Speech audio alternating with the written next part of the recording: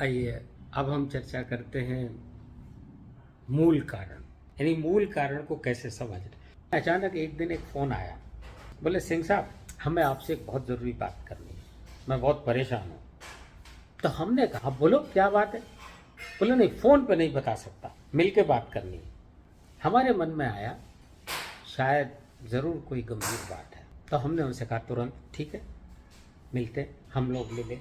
मिलने पे बड़ी दिलचस्प बात थी कि उसने ये कहा कि मैं सुसाइड करना चाहता हूँ, मैं सुसाइड करना चाहता हूँ। तो कुछ सेकंड को तो हमें एक बड़ा एकदम शॉक लगा और एकदम हमें अंदर से बड़ी परेशानी हुई कि भाई ये क्या प्रॉब्लम है। संयोग की बात है कि उसने हमें चुना अपने दुख को शेयर करने के लिए, दुख बांटा हमारे साथ। तो हमने कहा कि ठीक है आप ये बताइए क्या प्रॉब्लम है आपको। तो बोले मुझे अपने बॉस से शिकायत है। क्या आप इमेजिन कर सकते हो ऐसा भी कोई बॉस हो सकता है जो आदमी सुसाइड करने के लिए तैयार हो जाए। पर ऐसा था, ऐसे लोग भी हैं इस दुनिया में। हमें भी बड़ा दुख हुआ। उसने बाकायदा हमें सब पूरी बात बताई। अब हमारे मन में एक ही विचार आया कि भाई इस बंदे को सुसाइड नहीं करने देंगे, तो फिर क्या करोगे। तो हमने कहा सबसे पहले तो विचार विमर्श करते हैं। विचार विमर्श से अगर समझ में आ जाती तो अच्छी बात है, नहीं तो फिर कोई दूसरा मेडिकल का कोई रास्ता देखेंगे। तो हमने उससे पूछा कि हमने कहा अच्छा ये बताओ क्या प्रॉब्लम है। बोले मुझे बॉस से तकलीफ है। क्या है कि बॉस मुझे इतना परेशान करता है, इतना परेशान करता है, गाली गलौज करता है। कैन यू इमेजिन, गाली गलौज करता है, गलत भाषा बोलता है, हड़काता है, हमें डराता है। और वो जो बंदा था वो कोई ज़्यादा उम्र वाला नहीं था, नौसिखिया भी नहीं था और बहुत ज़्यादा अनुभवी भी नहीं था, मतलब बहुत बड़ा उम्र वाला भी नहीं था। तो हमने उससे ये पूछा, हमने भाई देखो हम आपसे कुछ सवाल जवाब करेंगे और उन सवाल जवाब का आप दिल से उत्तर देना, ऐसा बिना सोचे उत्तर मत देना, गहराई से सोच के विचार करके उत्तर देना। तो हमने कहा कि ये बताइए कि क्या आपको बॉस से डर लगता है। बोले हाँ हमें बॉस से डर लगता है। तो हमने अच्छा चलो कल्पना करो शाम को कंपनी छूटी और छूट के आप कंपनी के गेट पर पहुंचे और कंपनी के गेट पर पहुंचने पे आपको वो आपका जो बॉस है वो सामने खड़ा मिला और उसी समय आपके किसी दोस्त ने बताया कि ये आदमी ने कंपनी छोड़ दी है, यानी कि वो अब बॉस नहीं है। अभी आप समझिए, अब वो बॉस नहीं है, इसका मतलब क्या अब आप उससे डरोगे। तो जैसे ही हमने पूछा कि भाई आप बताओ आपको जब ये पता लग गया कि अब वो बॉस नहीं है क्या आप डरोगे। तो बोला कि अरे अब क्यों डरेंगे। तो हमने आपसे क्या पूछा था कि आपको बॉस से डर लगता है। तो आपने कहा था हाँ, और अब आप कह रहे हो कि नहीं तो बॉस तो वही था ना। तो बोला अरे सिंह साहब आप बात घुमा रहे हो, हमारी समझ में ये बातें नहीं आ रही।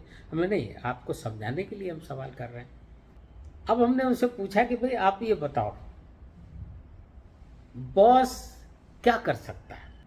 भाई आपको बॉस क्या कर सकता है, ज्यादा से ज्यादा आपको निकलवा सकता है, निकाल तो नहीं सकता, निकलवा सकता है, निकालने का अधिकार उसको नहीं है। चलिए आपको माना है, चलो निकाल दिया, अब क्या हुआ, आपकी नौकरी खत्म हो गई। तो क्या आप जिस कंपनी में काम करें क्या वही संसार में एक ही कंपनी है। पहला सवाल, क्या एक ही कंपनी है जहां आप काम कर सकते हो। दूसरी बात, कंपनी से निकालने से क्या हुआ ये सोचो आप।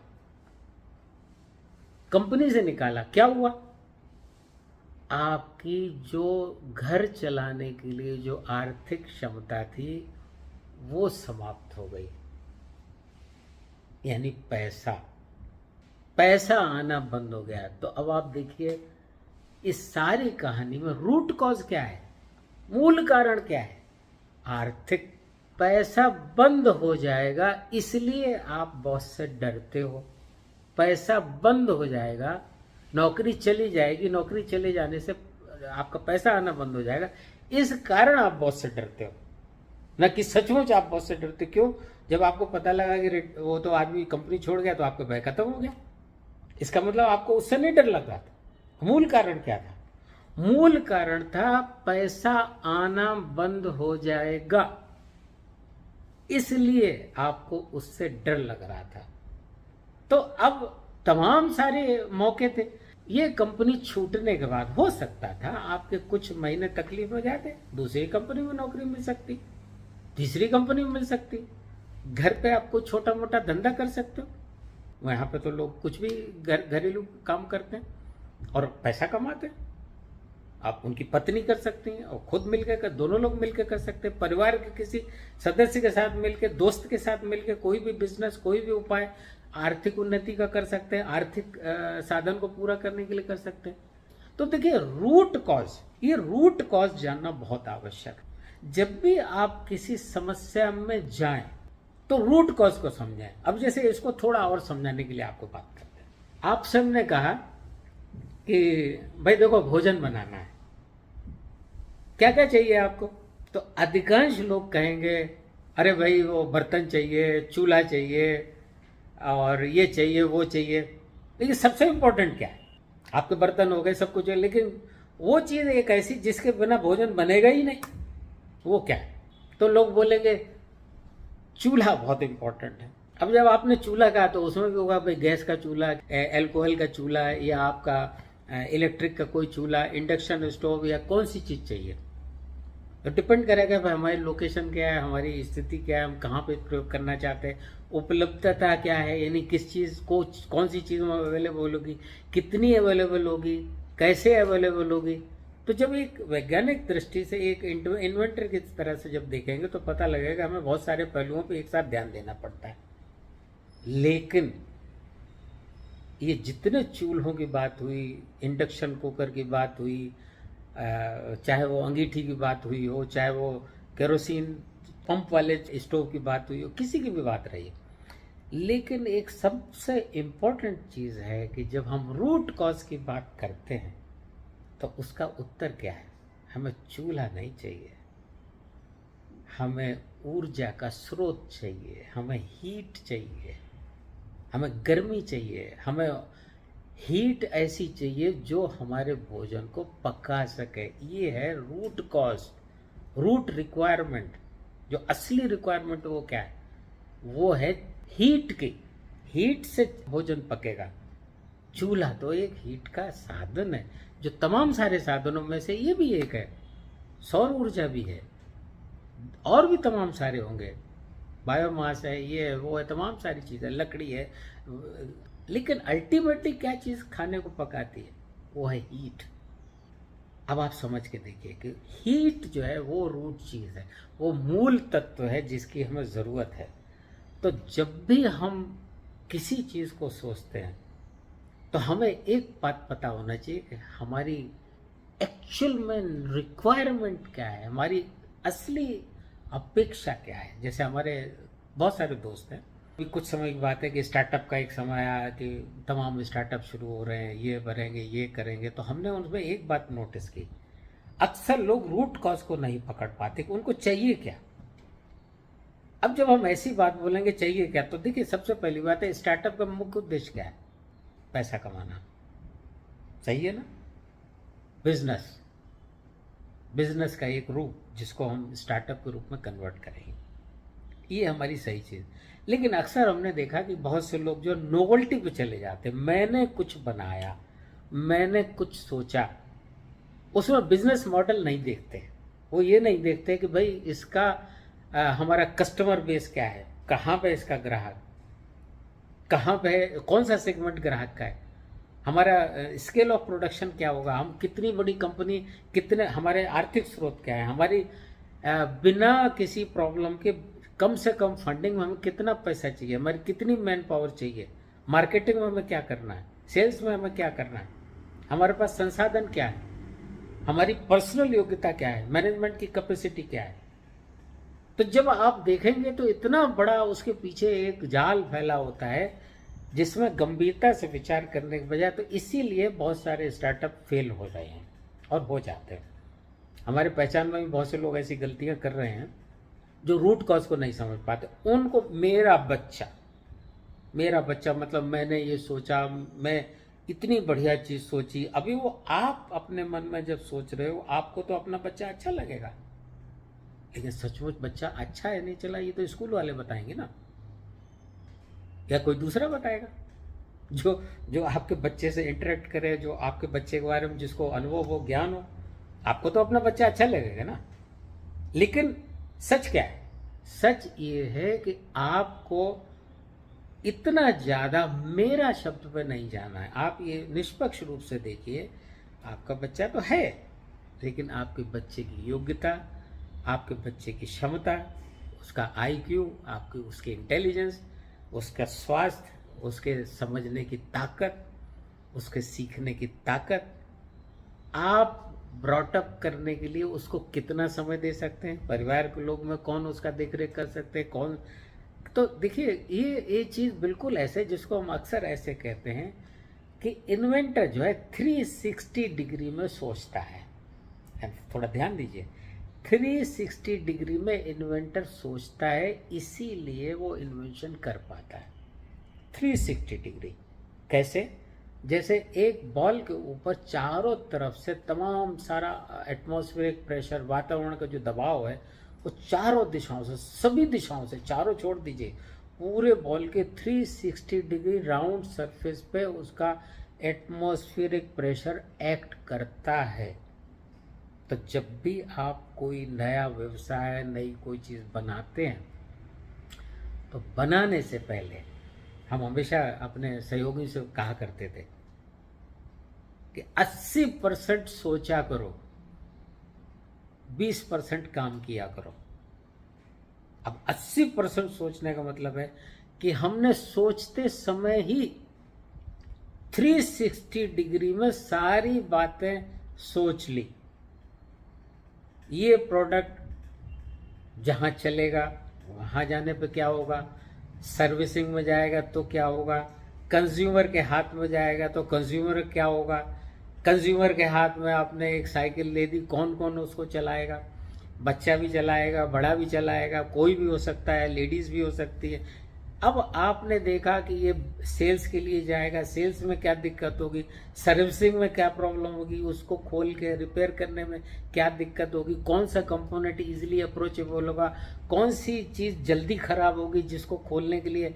ऐसा नहीं होना चाहिए कि आपको केवल जैसे स्कूटर में आइडल RPM सेट करने के लिए और आपको कम से कम आधा घंटे में उसके पैनल निकाल कर तब आप आइडल स्पीड सेट करते हो, तो सर्विसिंग कैसे होगी? तो पता लगा आप सुबह से लेकर शाम तक आधा घंटा एक मामूली सी प्रॉब्लम के लिए आप दे रहे हो।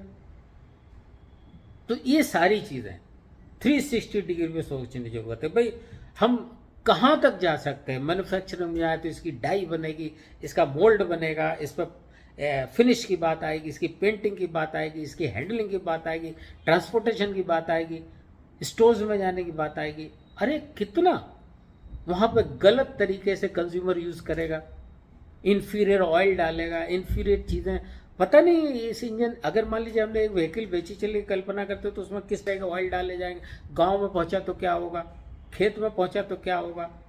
बहुत सारी चीजें इस संसार में चलते फिरते हम लोगों को ऑब्जर्व करनी चाहिए। Behaviour, human behaviour, user behaviour, user centric. तो जब भी कोई चीज बनाते तो यूजर सेंट्रिक होना चाहिए। यूजर सेंट्रिक का मतलब हो गया कि भाई हमें अपने कौन सा हमारा सेगमेंट ग्राहक का है, वो ग्राहक को सुविधाजनक तरीके से हम उसको उपयोग में कैसे लाने दें। यूजर सेंट्रिक चीज होना चाहिए। तो जब भी कोई कल्पना की जाए तो उसमें 360 डिग्री में सोचना चाहिए। उसको लेके जितना हमारे जो जितनी सोच है, जितनी चीज़ों की आवश्यकता है, जितने रिसोर्सेज चाहिए, उनके पास हमारे पास सुविधा है या नहीं है, यह हमें पता होना चाहिए। और जब हम उसकी तैयारी करें तो सबसे बड़ी इंपॉर्टेंट चीज़ फाइनेंस। तो वहाँ हम हमेशा एक राउंड फिगर में बात हैं, जो कि सभी लोग करते हैं, हम ही नहीं करते। भाई अगर आपको ये लग रहा है कि हमारी 100 रुपये की लागत आने वाली, तो हम हमेशा कहेंगे भैया कम से कम 150 की सोचो, 130 रुपए की सोचो। कि आपके पास जेब में अगर 100 रुपए की आप कंपनी अगर समझ रहे हो, तो 130 रुपए, 150 रुपए आपकी जेब में होना चाहिए। क्यों? न जाने कितनी चीजें ऐसी होती हैं, आप कितना भी सोच लो, कितना भी समझ लो, हिडन होती है। जो चीज़ बनने के बाद बहुत सारी चीज़ें सामने आती हैं, 100% परफेक्ट चीज़ पहली बार में दुनिया में कोई नहीं बना सकता। इम्प्रूवमेंट होते रहेंगे, स्टेप बाय स्टेप होते रहेंगे, एक के बाद दो, दो के बाद तीन, तीन के बाद चार। आप इतिहास उठा के देखो ना, जब पहली कार आई थी वो कैसी थी, पहली ट्रेन जब पहली आई थी वो कैसी थी, और आज कैसी। क्या ये एक दिन का परिणाम है? नहीं, कंटिन्यूस इम्प्रूवमेंट। यहाँ पर मैं आपको ये बताना चाहूँगा कि जापानीज लोगों से हमें सीखना चाहिए। बार बार पूछिए what is the root cause. ठीक इसी प्रकार से रूट रिक्वायरमेंट। अभी कॉज, जब हम प्रोडक्ट बनाएंगे तो हमें यूजर एंड की बात सोचनी। What is the requirement, what is the root cause for that requirement. Root cause क्या है, उसको क्यों चाहिए। अभी हमने कहा भाई उसको टू व्हीलर चाहिए, क्यों चाहिए? अरे भाई आने जाने के लिए चाहिए। रूट कॉज क्या है? आने जाने का साधन। अभी वो स्कूटर और कार नहीं है, मोटरसाइकिल नहीं, कोई भी चीज लो, रूट कॉज। अगर कोई ऐसा तरीका है कि वो हवा में उड़ के जा सकता, चलेगा। हवा में उड़ने की कोई व्यवस्था होती, वो आदमी उड़ के जा सकता, उसकी रिक्वायरमेंट पूरी होती। उसको जाना है ना, उसको क्या करना है भाई, एक जगह से दूसरी जगह जाना, ये रूट रिक्वायरमेंट है। रूट रिक्वायरमेंट क्या है? एक जगह से दूसरी जगह जाना। अब उसका सोल्यूशन क्या है? सोल्यूशन में बहुत कुछ है। पैदल जा सकता है, साइकिल से जा सकता है, आपकी कार से जा सकता है, टू व्हीलर से जा सकता है, थ्री व्हीलर से जा सकता है, एरोप्लेन से जा सकता है, आने वाले स्पेसशिप से जा सकता है। आने वाले टाइम में और जाने क्या क्या होगा। तो वापस हम एक बात रिपीट करेंगे कि one should understand the root cause. अब मजेदार बात यह है कि अभी तक हम जितनी कहानी कह रहे थे उसमें उद्देश्य यही था कि भाई रूट कॉज क्या है, ये कैसे समझें। इतनी सारी बातें बताने के पीछे एक आपको एक चित्र देना था कि भाई आखिर में रूट कॉज को हम समझें कैसे। उसको बताने के लिए इतने सारे उदाहरण हमें देने पड़े, बताना पड़ा। और हमें उम्मीद है कि कोई भी काम करने से पहले, कोई भी काम, जैसे कई बार लोग कहते हैं अरे हमें घर खरीदना है, तो हमेशा पूछते हैं रहने के लिए खरीदना है कि इन्वेस्टमेंट के लिए खरीदना है। अभी रूट कॉज क्या है? तो अगर आपका रूट कॉज इन्वेस्टमेंट है तो फिर आपको ये देखना है कि हम उस जगह पे हमें प्रॉपर्टी लेनी है जहां पैसा बढ़ेगा। समझ में आया? अब अगर हम कहेंगे हमें रहने के लिए लेना है, तो हमें जहां आसपास उसका एरिया जो सुंदर लगेगा, खूबसूरत लगेगा रहने की दृष्टि से, कि भाई आसपास दिनचर्या के लिए जो चीज़ें चाहिए वो आसानी से मिलती हो, मार्केट पास हो, आने जाने की सुविधा हो, स्टेशन वगैरह वगैरह, बच्चों को स्कूल, जो भी जिसकी अपनी इच्छा हो उसके हिसाब से वो अनुरूप जगह। वहाँ पे पैसा बढ़ाना उद्देश्य नहीं है। वहाँ रूट कॉज क्या है? इन्वेस्टमेंट। रूट कॉज लिविंग नहीं है। तो इन्वेस्टमेंट की जब बात आएगी तो लोकेशन बदल जाएगी, और जब रहने की बात आएगी तो लोकेशन बदल जाएगी। तो देखिए हमेशा याद रखिए कि रूट कॉज क्या है वो मत भूलिए। आपको क्या चाहिए वो अच्छी तरह से उसकी जड़ समझनी है, वो हमेशा याद रखिए, वो जड़ क्या काम करेगी। तो हमें उम्मीद है कि आपको शायद काफ़ी बातें पसंद आएंगी, और जो हमने कहा है उसके लिए हम क्षमा मांगेंगे। अगर कोई चीज़ गलत कही है तो हमें माफ़ करें। तो हमें ऐसी कोई ख्वाहिश नहीं है। हम ये चाहते हैं कि जाते जाते हम अपने अनुभव और अपने ज्ञान को हम लोगों के बीच में बांटें, और हमारा समाज, हमारा देश और अपना brand made in India, made in Japan की तरह से अगर हो जाए तो इससे बढ़ के क्या खुशी हो सकती है। बहुत खुशी।